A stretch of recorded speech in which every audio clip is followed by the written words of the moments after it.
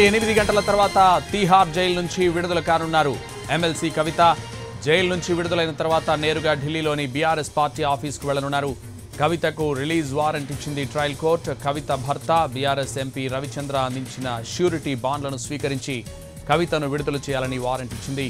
దీంతో కవిత విడుదలకు ప్రాసెస్ జరుగుతోంది. జైలు నుంచి విడుదలైన తర్వాత ఈ రాత్రికి ఢిల్లీలోనే ఉండనున్నారు కవిత. కేటీఆర్, హరీష్ రావు లిక్కర్ కేసులో సీబీఐ ఛార్జ్షీట్ పై రేపు రౌజ్ అవెన్యూ కోర్టులో విచారణ జరగనుంది. ఆ విచారణకు కవిత హాజరవుతారు. విచారణ తర్వాతే హైదరాబాద్కు వస్తారు.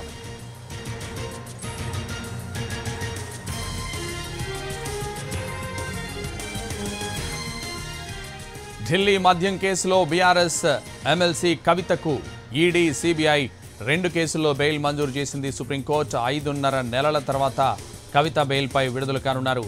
కవిత బెయిల్ పిటిషన్పై సుప్రీంకోర్టులో దాదాపు గంటన్నర పాటు వాదనలు సాగాయి. జస్టిస్ బిఆర్ గవాయ్, జస్టిస్ విశ్వనాథన్ల ధర్మాసనం ఇరువైపులా వాదనలు వింది.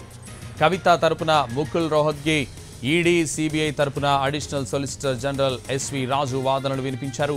బెయిల్ ఇవ్వాల్సిందేనని రోహత్గి, ఇవ్వొద్దంటూ రాజు పోటాపోటీ వాదనలు వినిపించారు.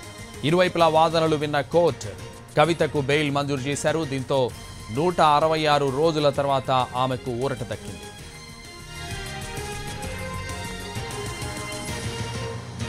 కవితకు బెయిల్ మంజూరుకు సుప్రీంకోర్టు 3 ప్రధాన కారణాలు చెప్పింది.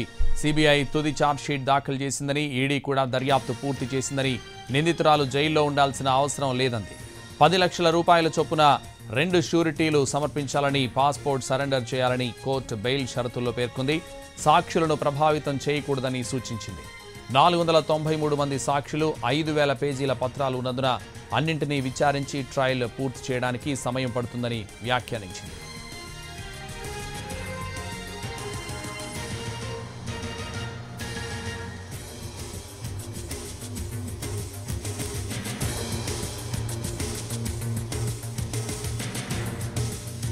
రాత్రి 8 గంటల తర్వాత తీహార్ జైలు నుంచి విడుదల కానున్నారు ఎమ్మెల్సీ కవిత. జైలు నుంచి విడుదలైన తర్వాత నేరుగా ఢిల్లీలోని బీఆర్ఎస్ పార్టీ ఆఫీస్కు వెళ్లనున్నారు. కవితకు రిలీజ్ వారెంట్ ఇచ్చింది ట్రయల్ కోర్టు. కవిత భర్త బీఆర్ఎస్ ఎంపీ రవిచంద్ర అందించిన ష్యూరిటీ బాండ్లను స్వీకరించి కవితను విడుదల చేయాలని వారెంట్ ఇచ్చింది. దీంతో కవిత విడుదలకు ప్రాసెస్ జరుగుతోంది.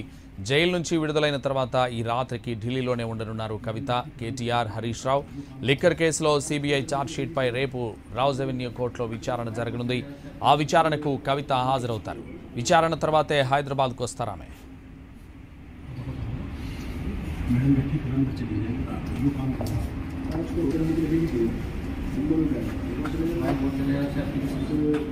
ఢిల్లీ మద్యం కేసులో బీఆర్ఎస్ ఎమ్మెల్సీ కవితకు ఈడీ, సీబీఐ 2 కేసుల్లో బెయిల్ మంజూరు చేసింది సుప్రీంకోర్టు.